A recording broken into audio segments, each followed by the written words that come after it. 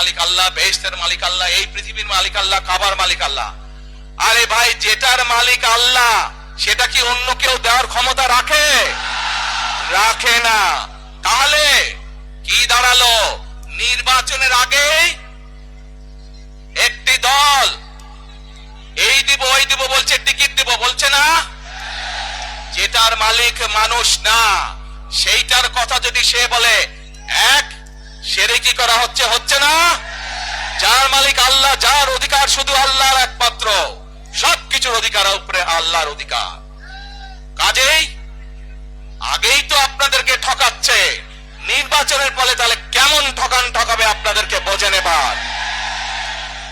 শুধু ঠকাচ্ছেই না মানুষকে, যারা মুসলমান তাদেরকে শিরকি করাচ্ছে তারা, নাউজুবিল্লাহ। প্রিয় ভাই বোনেরা, কেউ কেউ বলে অমুককে দেখেছি, তমুককে দেখেছি, এবারে একে দেখেন।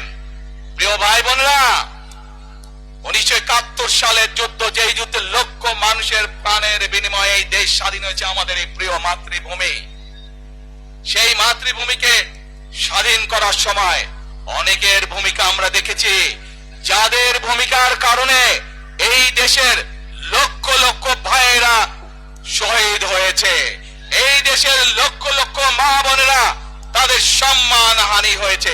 কাজে তাদেরকে তো বাংলাদেশের মানুষের মধ্যে দেখেই নিয়েছে। এই কুফরের বিরুদ্ধে, এই হঠকারিতার বিরুদ্ধে, এই মিথ্যার বিরুদ্ধে আমাদেরকে ঐক্যবদ্ধ হতে হবে।